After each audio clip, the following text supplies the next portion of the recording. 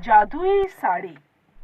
मोहन और अरूही दो पति पत्नी शहर में रहते थे। दोनों पति और पत्नी में बहुत प्रेम था। इनके जीवन में किसी चीज की भी कमी नहीं थी। वो दोनों बहुत खुशी से अपना जीवन जी रहे थे। इनका परिवार बहुत अच्छी परिवार था। इनके पास एक चीज की कमी थी, वो भी जल्द पूरी हो गई। जब अरूही गर्भवती हुई, मोहन अरूही का बहुत ख्याल रखता था। जल्द ही अरूही ने एक सुंदर सी बेटी को जन्म दिया। उन्होंने इसका नाम अकीता रखा। अकीता बहुत सुंदर थी। मोहन अरूही दोनों ही अपनी बेटी से बहुत प्रेम करते थे। सब कुछ बहुत अच्छे से चल रहा था, लेकिन फिर एक दिन अरूही की एक दुर्घटना में मृत्यु हो गई। मोहन ने तो रो रो के अपना बुरा हाल कर लिया था। मोहन की बुआ इसे चुप करवाते हुए बोली, चुप हो जा मेरे मोहन, चुप हो जा बेटा। अरूही का दुख तुझे कभी नहीं भूलेगा, लेकिन बेटा इस छोटी सी बच्ची का ख्याल कर लो, जिसे कुछ नहीं पता कि इसके साथ क्या हो गया है। पता नहीं इस परिवार को किसकी नजर लग गई। ऐसे ही कुछ समय बीत गया और मोहन को अकीता को संभालने में काफी दिक्कत हो रही थी। मोहन ऑफिस जाता तो इसकी बुआ इसे संभालती।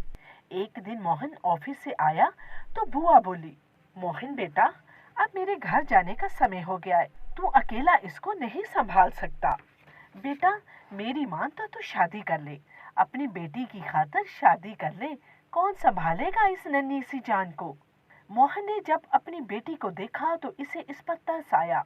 ठीक है बुआ, मैं शादी के लिए तैयार हूँ, पर मेरी बेटी का बहुत ध्यान रखने वाली लड़की होनी चाहिए।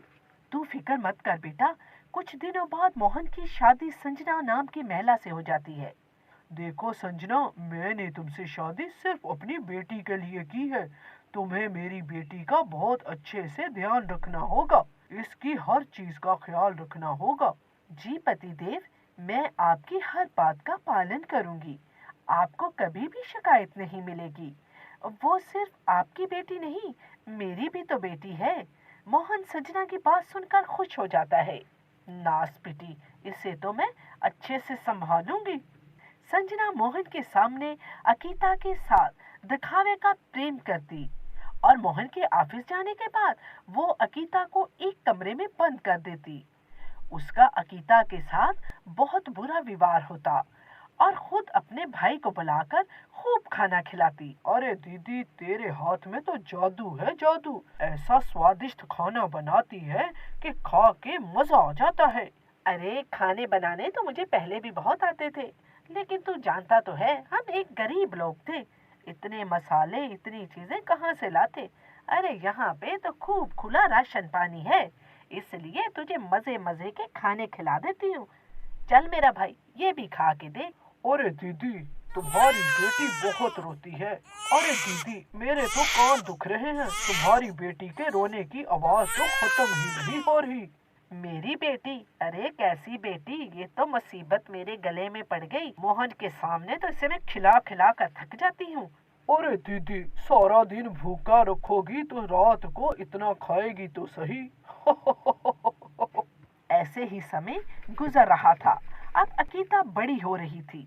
मोहन का प्यार दिन ब दिन अपनी बेटी के लिए बढ़ता जा रहा था। मोहन ने अपनी जिंदगी में सारी प्रॉपर्टी अकीता के नाम कर दी थी। मोहन सोचता था कि जीवन का क्या भरोसा, इसीलिए अपने जीवन में ही इसने ये फैसला कर लिया था। फिर वही हुआ जिसका मोहन को डर था। मोहन की एक एक्सीडेंट में मृत्यु हो गई। मोहन के सेक्रेटरी ने मोहन की मौत की खबर घर आकर दी और साथ में प्रॉपर्टी का भी बताया, जो अब सारी की सारी अकीता की हो गई थी। पापा, क्या अंकल अंकल ये आप क्या कह रही हैं? और मेरे पापा इस दुनिया में नहीं है। ऐसा नहीं हो सकता। मेरे पापा मुझे छोड़कर नहीं जा सकते। पापा प्लीज वापस आ जाए, मेरे अच्छे पापा। चुप हो जा नास बेटी, अपना मुंह बंद कर। पहले ही प्रॉपर्टी का सुनकर मेरे तो सर में दर्द हो रहा है। खुद तो मर गया, इस मुसीबत को मेरे गले डाल गया।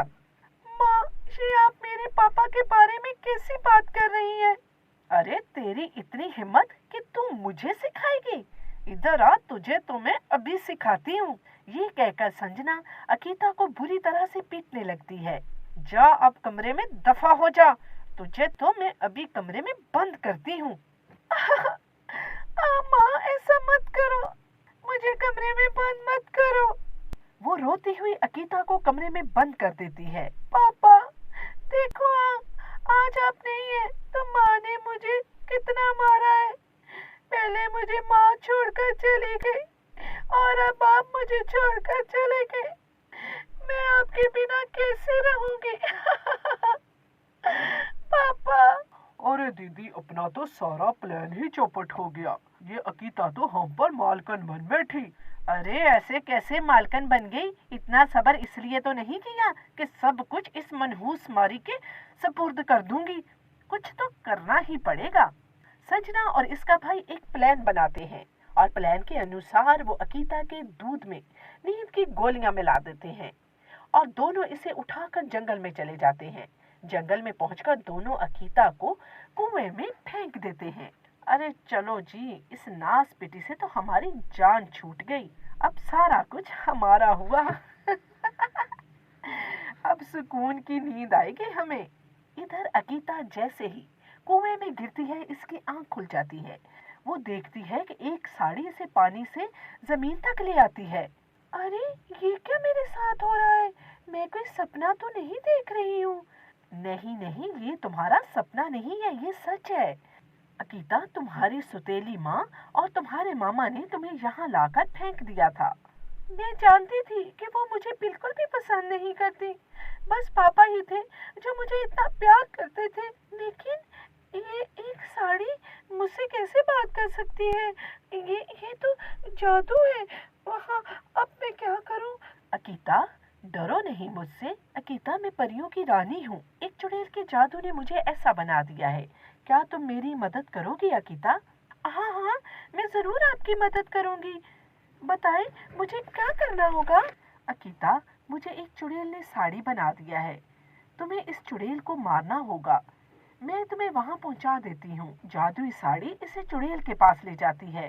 चुड़ैल अपना मंत्र पढ़ने में लगी होती है और उसे कुछ खबर नहीं होती और अकीता छुपकर उसके सर को काट देती है और साड़ी एक सुंदर परी में बदल जाती है।